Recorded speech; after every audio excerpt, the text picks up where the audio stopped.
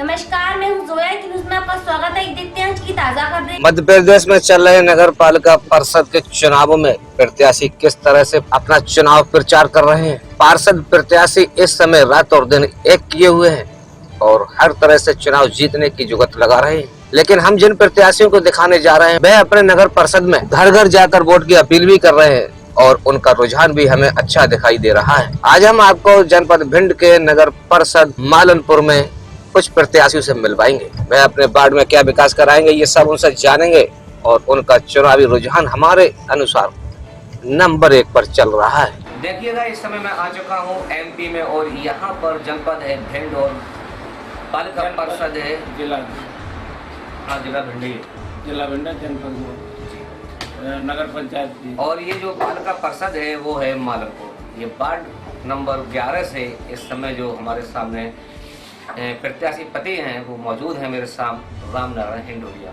और यहाँ से जो कांग्रेस की प्रत्याशी हैं वार्ड नंबर 11 से माया देवी जी, उनके हस्बैंड जो हैं राम नारायण हिंडोलिया जी, ये जो है इसमें बता दूं, इनका परिचय दे दूं।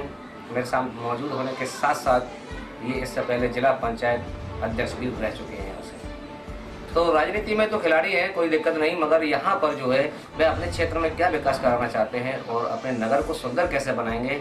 और यहाँ एक और बता दूं कि ये अध्यक्ष पद के भी यहाँ से दावेदार हैं। तो चलते हैं राम नारायण जी के पास और मालूम करते हैं कि वे अपने नगर में क्या विकास कराएंगे और जनता से क्या अपील वो करेंगे। जी बताइए राम नारायण जी, जैसे कि आप यहाँ से अध्यक्ष पद के भी दावेदार हैं और पत्नी आपकी जो है पार्षद पद के दावेदार हैं, तो क्या विकास यहाँ के नगर के लिए आप देना चाहेंगे? जी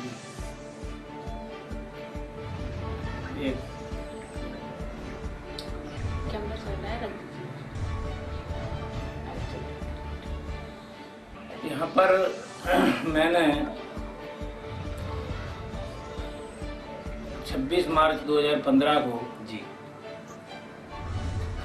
आदरणीय डॉक्टर गोविंद सिंह, कमलनाथ जी, राजा साहब सबके नेतृत्व में निर्विरोध जिला पंचायत अध्यक्ष भिंड चुना गया था। जी मेरा कार्यकाल लगभग 7 साल 3 महीने हो गया है और साफ सुथरा कार्यकाल रहा। मैंने काफ़ी विकास वहाँ पर किया।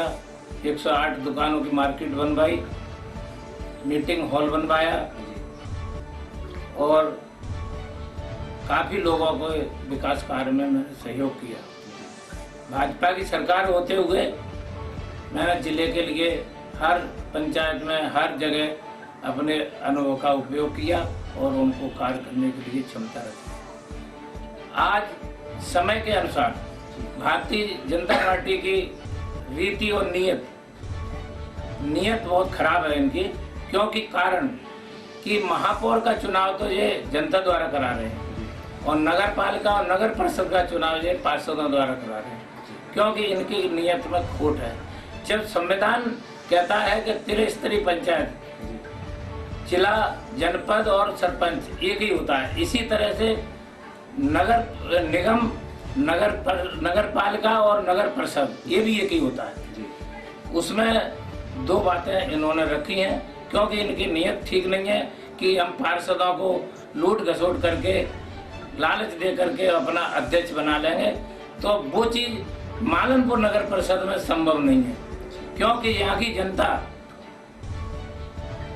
का मैंने विकास किया है और जनता मेरे को चाहती है। और जनता का ये कहना है कि हमें अनुभवी आदमी मिला है और ये महिला सीट थी, इसलिए मैंने ऐसी सीट थी 11 वार्ड, तो इसलिए मैंने वो वार्ड को चुना है।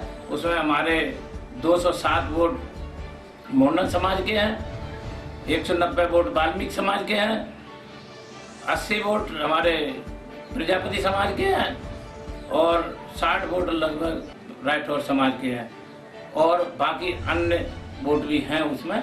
इसलिए 692 का एक वार्ड है और इसलिए मैं वार्ड 11 से यहाँ लड़ रहा हूँ चुनाव कि मेरे मन में एक लालसा है, मैं मालनपुर के लिए कुछ विकास का कार्य करूँ, क्योंकि विकास का एजेंडा भी हमारा तैयार है। जी क्या है जैसे आपका प्रोपोजल? मेरा एजेंडा है, मैं आपको अभी दूंगा पूरा डाटा पहला काम है मेरा ये, अभी मेरा 9 तारीख को बड़ी सभा में एक लॉन्च करने वाला हूँ।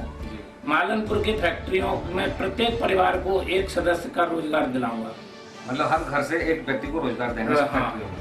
नवनिर्मित नगर परिषद में कर्मचारियों एवं स्वच्छता कर्मचारियों की भर्ती के अनुसार नियम अनुसार भर्ती की जाएगी, आवश्यकता अनुसार भर्ती की जाएगी। ठीक है हिंडोली जी, ये बात समझ में आती है कि नगर परिषद में तो आप जो है कराएंगे, अपने आवश्यकता अनुसार अध्यक्ष बन जाएंगे, मगर फैक्ट्री एरिया आपके उसमें आते नहीं कार्य क्षेत्र में, तो किस तरह से उसमें भर्ती कराएंगे?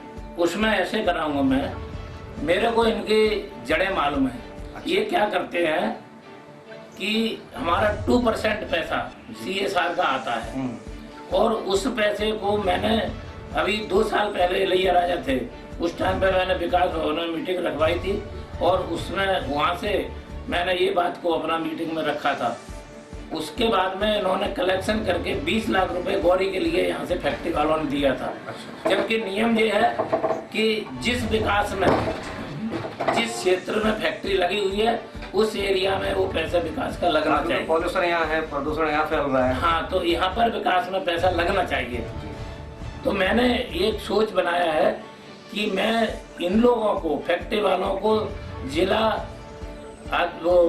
अध्यक्ष का अनुभव का उपयोग मेरा नगर परिषद के अध्यक्ष के रूप में मिले।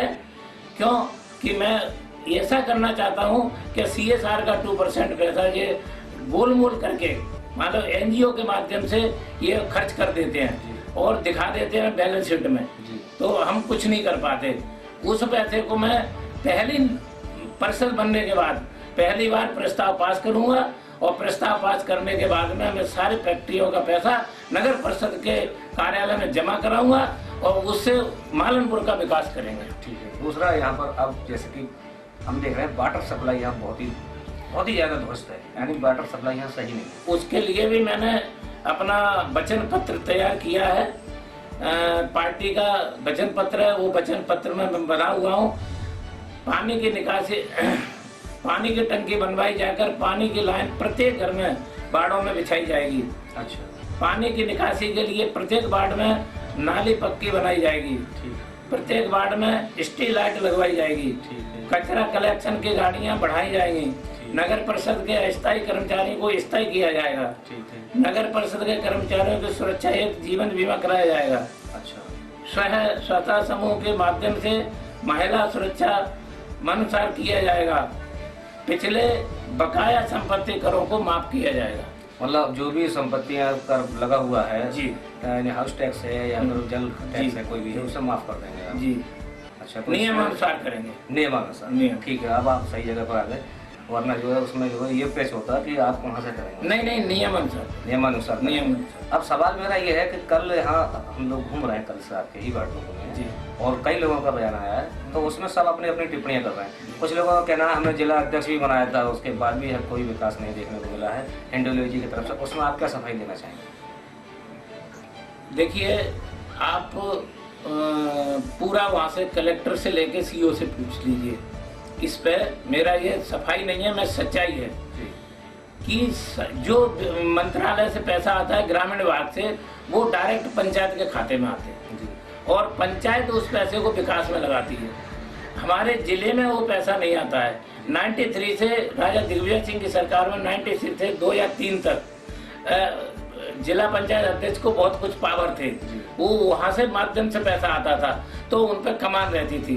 अभी इन्होंने एक विकलांग के रूप में कर दिया है जिला पंचायत अध्यक्ष को कि उनके हाथ में कोई फाइल नहीं जाती, उसकी हथौटी नहीं रखी, इसलिए वो अपने सरपंच मनमानी करते हैं। किसी की शिकायत आती है, अगर शिकायत हमने उसमें पत्र पर लिख करके उनकी FIR कराने के लिए या धारा 40 में हटाने के लिए लिखा पत्र, तो उसमें और बड़ा घोटाला होता है कि पत्र आया है तो जांच अधिकारी जाते हैं वहाँ गोल मोल करके उसको लिपापोती करके और जवाब देते हैं। हिंडोली जी, जैसे कि आपके वार्ड में सबसे ज्यादा मुस्लिम मतदाता है जी, तो उनके लिए आप कोई खास ऐसी योजना देने जा रहे हैं जिससे वो आपकी तरफ आकर्षित हो?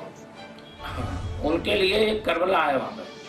करबला के लिए मैंने मन बनाया है, उनको नहीं बोला है अभी। मैंने मन बनाया है कि एक करबला वहाँ पे बना है, तो मुस्लिम समाज के लिए एक करबला की बाउंड्री और वहाँ एक समुदाय भवन बनेगा और बाकी अन्य जातियों के लिए एक पार्क और समुदाय भवन बनाएंगे, यानी दो इतने बड़े वार्ड में 2 समुदाय भवन बनाने का मेरा लक्ष्य है। क्योंकि हिंदू के लिए सभी हिंदू मिलकर के एक जगह अपने शादी ब्याह करें और पार्क में रहें। दूसरे नंबर पर वाल्मीकि बोर्ड है, मोंडन समाज के दूसरे नंबर पर वाल्मीकि बोर्ड है वहाँ सबसे जी। तो उसके लिए भी कोई योजना है? वाल्मीकि के लिए मैंने रखा है कि स्वीपर वगैरह नहीं, सफाई कर्मचारियों को मैं स्थायी करूंगा और सफाई पहली प्राथमिकता में सफाई कर्मचारियों को नगर परिषद में रहने वालों को दूंगा। उसके बाद जगह बचती है तब कई बार काम में। अच्छा, आप कह रहे थे कुछ पब्लिक के कुछ लोग आरोप लगा रहे हैं वो स्वयं प्रत्याशी हो सकते हैं, क्या ऐसा सच है? कौन कल जो है कई लोगों ने कौन आरोप लगाए प्रत्याशी हो थे। सकते हैं?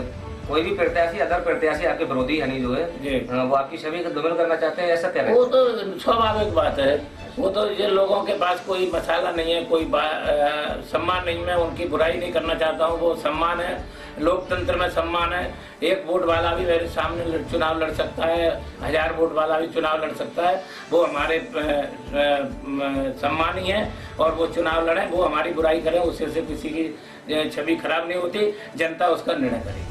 क्या अपील करना चाहते हैं जनता से? जनता से मैं यही अपील करूंगा कि मेरे 7 साल 3 महीने का अनुभव का फायदा लेना चाहती है मालनपुर के विकास के लिए, तो मैं सदैव उनके विकास के लिए तैयार हूं और रात दिन उनका काम करके नई नगर परिषद बनी हुई है उसको मैं अपने ढंग से उसको एक तरह से मैं एक गिलास की तरह डालना चाहता हूं, एक रास्ते में बैठाना चाहता हूं, चाहे किसी समुदाय का लोग हों। जब तक हमारी पार्टी का एक एजेंडा है उस एजेंडे पे मैं रह करके वो काम करूंगा और बनने के बाद में मेरे चाहे वो किसी भी दल के हों सब मेरे भाई हैं। जैसे मैंने जिला में काम किया निष्पक्षता से, मेरे ऊपर कोई आरोप प्रत्यारोप नहीं, इसी तरह से मैं काम करने की मेरी मंशा है। मेरी और कोई इच्छा नहीं है, क्योंकि मेरी इच्छा ये है कि नया नगर परिषद बनाए, यहाँ के लोगों को रोजगार मिले, यहाँ के लोगों को काम मिले, यहाँ की व्यवस्थाएं पानी की लाइट की अच्छी सी हों। अच्छा, जैसे अध्यक्ष का आप दावेदार हैं तो उसमें जैसे कि कांग्रेस के अगर प्रत्याशी नहीं जीतने लगा तो किस तरह से आप अध्यक्ष के लिए दावेदारी कांग्रेस के प्रत्याशी आज मैं दावे के साथ में कह सकता हूं कि 11 प्रत्याशी मेरे जीत रहे हैं। मैंने पूरा सर्वे करके पूरे टिकट यहाँ से आदरणीय डॉक्टर साहब के नेतृत्व में, विधायक मेवाराम जी के नेतृत्व में हम लोगों ने मिलजुल करके पूरा एक छांट करके टिकट दिए हैं। इसलिए वो लोग सब जिता हुए हैं और वो उनकी आज भी आप सर्वे कर सकते हैं। वो लोग 11 लोग हम जीत करके आ रहे हैं, मेरे को मिला करके 10 और जिता के ले आऊंगा और परिषद निष्पक्ष और निर्विरोध बनेगी, निर्विरोध हो जाएगी। ठीक है, धन्यवाद जी। देखिए, ये जो है रामनारायण हिंडोलिया जी थे और अपने बारे में बता देते हैं अध्यक्ष पद के मालनपुर से यानी वो दावेदार हैं। साथ में जो इनकी पत्नी जो है कांग्रेस से पार्षद प्रत्याशी हैं वार्ड नंबर 11 से श्रीमती माया देवी जी, और इन्होंने बताया अपने ऊपर आरोप लगे वो भी उन्होंने उसका खंडन किया और इसके साथ साथ यानी जनता से अपील की है कि अगर वे जिताते हैं तो इस नगर के लिए एक सुंदर नगर बनाएंगे, एक आदर्श नगर बनाएंगे और नई जो पार्षद बनी है अभी उसके लिए यानी एक नया आयाम देंगे और ऐसा सुंदर बना देंगे जिससे कि लोग समझें कि ये जो है अध्यक्ष पद के असली हकदार थे। मैं जाहिद का एक